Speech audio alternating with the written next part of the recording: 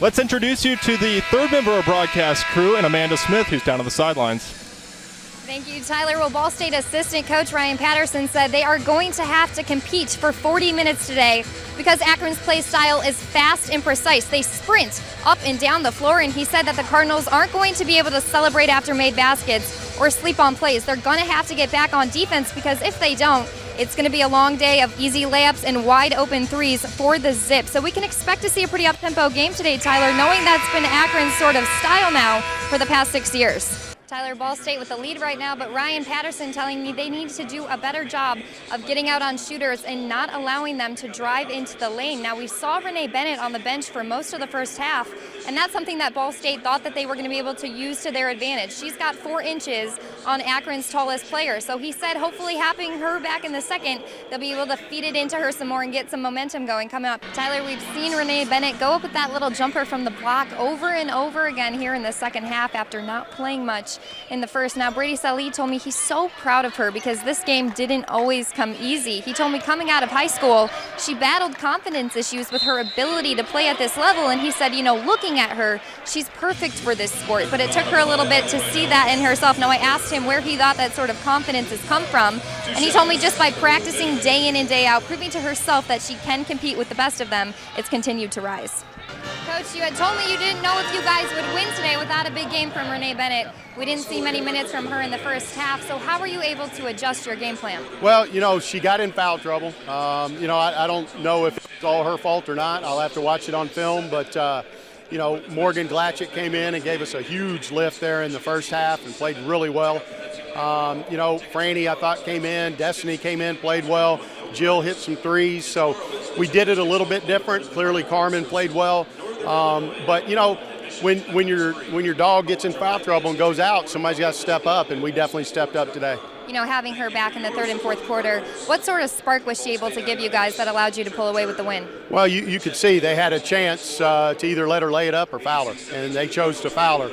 You know, we got them in foul trouble and just kept feeding her, and they couldn't really do a whole lot with her in there. And, you know, we made enough free throws and enough plays down the stretch. You know, again, Mo hit a huge shot, a three when they kind of hunkered down in there and loosened them up a little bit. And that's what you got to do. You got to play from the inside out, and I thought we executed that pretty well today. Thank you, Coach. Congrats on the win. Thank you, Joel. Well, this is the first time that Ball State and Northern Illinois are meeting this season. And Brady Salih told me that's kind of influenced his game plan for today. He said he doesn't necessarily want to use all the cards they've scouted on Northern in this first matchup if they don't have to. He trusts his team's judgment to just go out and play, and then afterwards maybe make some adjustments and figure out some things they can fix for that next meeting in February. But, you know, these two teams lead the conference in scoring, and he said this is not just coach speak. He truly believes that the difference in today's game is going to be with points in the paint. Let's go to Amanda real quick. Well, Shelby, you had mentioned that Ryan Patterson said he wants Carmen Grandi to drive into the basket more. Well, I talked with Brady Salih, and he told me that over the summer, he and his staff made the decision to put the ball in her hands more this season. He said he's a big trust guy, so once you can earn that with him, you're the player he wants to have control of the ball. And he said, you know, at the beginning of the season, his players would get a rebound and they would try to take the ball up themselves. Well, now they grab it, and they're looking to outlet it right to Grande. They want to get it to her because they know she has the ability to get the ball right back to them, and we've been seeing that in the play she's had so far.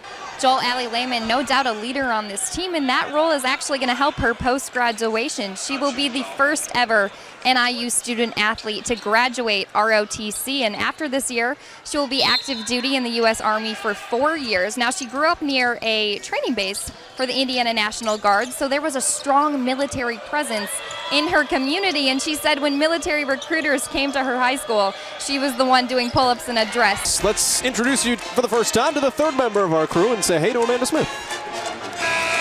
Joel, you mentioned the strength of Michael Weathers. This is a guy that leads his team in assists, steals, blocks, offensive rebounds, and scoring. Now, knowing that, James Whitford said he's the type of player you have to defend at all levels because there's not one specific area of the game where he stands out. He can drive to the rim, he can shoot threes, and he has the ability to make plays for his team. Now, he told me he defines him as an elite playmaker, passer, and defender, and he said that tonight he's looking for his team in Ball State to make Miami play on the glass, grabbing offensive rebounds but not giving up second chance shots on the other end. Well, James Whitford had told me that in practice they've really been focusing on adjusting to all the different defenses Miami has. He said it's all about taking care of the ball, telling me they've prepared in practice by going through drills that force the guys to make the right reads, and by doing that, he said hopefully they're going to turn over the ball less. But so far we've seen a lot of fast breaking by Ball State with Miami turning over the ball. Yeah, Dan, we saw Marcus Weathers grabbing at his eye when he went down on that last play. Well, the athletic trainer ran over. It ended up being his contact fell out, so he ran over back to the bench, put some solution on it. It's back in his eye, and we see him back in the game.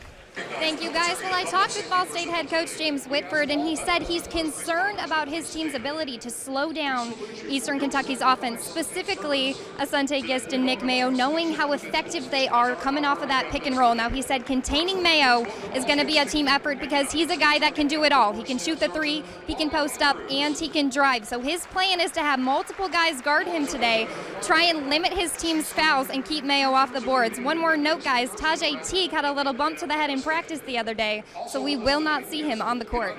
Yeah, guys, Brian Thornton said that he's extremely pleased with the way that Ball State is getting the ball inside. He said that Franco House and Trey Moses are doing a great job of showing power down low. What he's not happy with is the defense. He said they're allowing too many drives and that kick to Asante Gist, and he thinks that he's going to knock down more as the game goes on.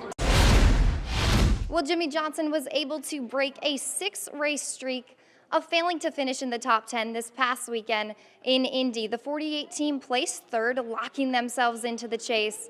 But it's a different story for Johnson's teammate Dale Earnhardt Jr. Now, obviously, he is still not running due to concussion-like symptoms. So you've got 4-time Cup champ Jeff Gordon, who comes into the Brickyard, places 13th, and that knocks Jr. out of the chase. So the question now isn't just when or even if Dale Jr. will return, but can the 88 car make up those lost points and jump back up in the chase standings? Their next shot will be with Gordon back in the car this weekend at Pocono Raceway.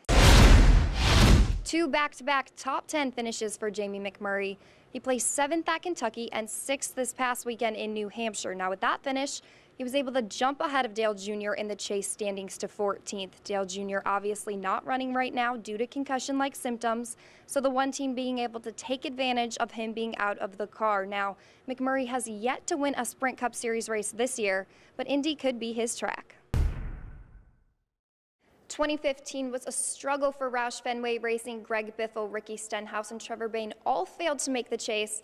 But this past weekend in Daytona, all 3 found themselves finishing in the top 10. Now, that being said, there are only 5 chase spots left up for grabs. So the big question is whether or not 1 or 2 or even all 3 of the Roush Fenway drivers can land one of those spots. Their next shot will be this weekend in Kentucky. Welcome on back into NASCAR Race Hub. Let's take a look at the chase standings. Now, all the guys in yellow have won at least 1 race this season. Kyle Larson right there on the edge in 16th. And that could make this next page a little messy. Now, on the left, that's the current next 12, but on the right, we've thrown Chris Buescher into the mix. Now, there's the asterisk next to him because he doesn't exactly have the amount of points he needs right now to make it into the top 30.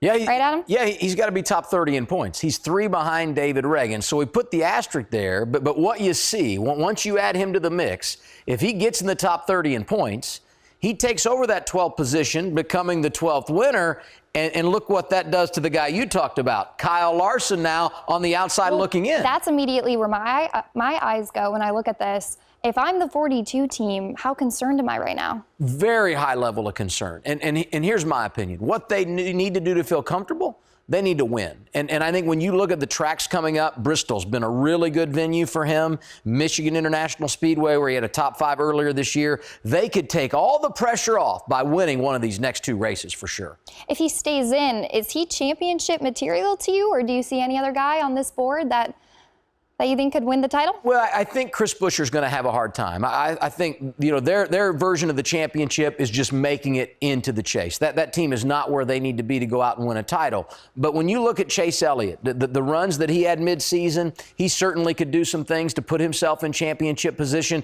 And I really think Kyle Larson, despite the fact that they may not make it in, if they can get in playing with no pressure, I think he's got a legitimate shot to make a run through the playoffs. Okay, well, let's get into our social garage now. The little Leo Gordon turned 6 yesterday. Jeff's son celebrating with nothing other than a donut cake. And Adam, you brought in donuts this morning. Yeah, and you know what? His father, Jeff, spends a lot of time with us on the road. He doesn't eat donuts. I can't believe father got son a donut for his birthday. No, he's a health nut, that Jeff Gordon. How does that make any sense? My question to you is, how have the Cardinals adjusted to life without Natalie Fontaine?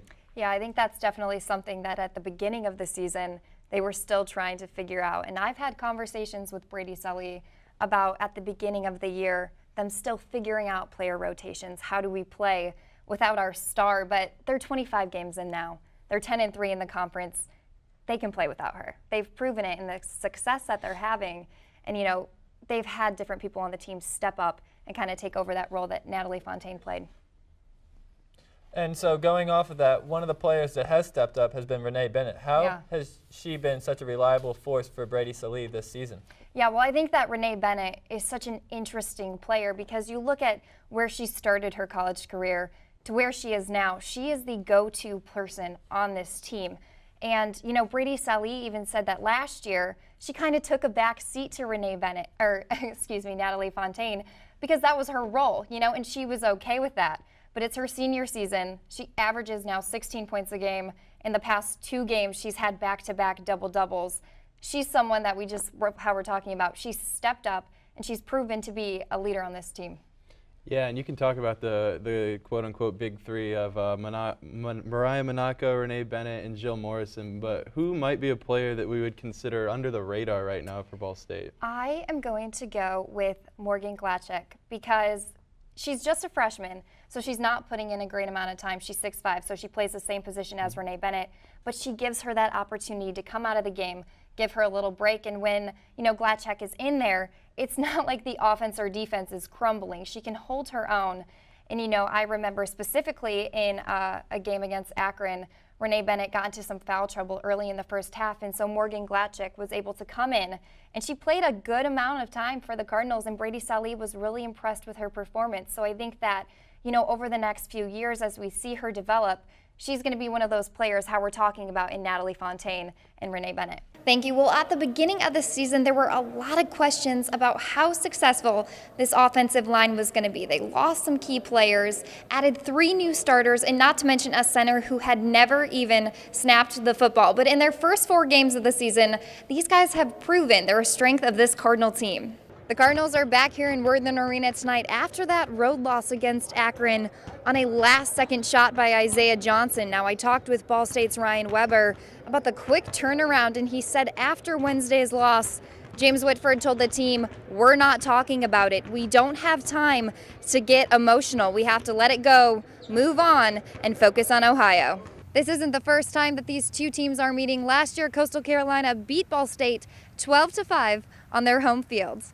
In Muncie, Amanda Smith, NewsLink, Indiana. Last season, Ball State had one of the most ineffective pass rushes in the country, ranking 109th with just 17 sacks in 12 games. And in his first year as defensive coordinator for the Cardinals, Tim Doust isn't exactly sure where they went wrong. I don't know about the past, and I've taken a lot of pride in that we just give the kids a clean slate when they came in, ask them to do what we're asking them to do with discipline and coming in with a great attitude and great effort every day. But defensive end Anthony Wimbush seems to have the answer. We just wanted more. We got the intensity. We playing for each other. We've been playing for Coach Snoop, Coach Dowse, Coach McKenzie, and all the coaches that believe in us. So they say we can do it, and we believe it. Now, in just 3 games, Ball State is ranked 3rd in the nation in sacks. And if you take a look at the stats from Saturday, Anthony Wimbush absolutely dominated the line of scrimmage. Before every play, it was just trying to get to the quarterback and try to help my team out to get the W. Once I get in, it's a mindset that I'm trying to get to the quarterback each time and going hard 100% of the time and trying to just get to him and trying to stop them, trying to make a play. And while the team already has 14 sacks this season, Dow still sees one specific area of the game the defense can improve upon. Well, every week the big play has gotten us.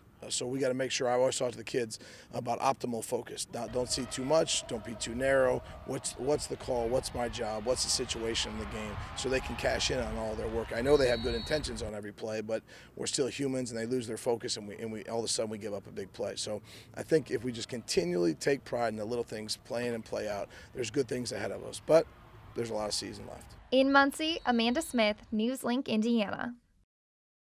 Good evening, everybody. Well, it's not every day that college student athletes get to learn from former pros.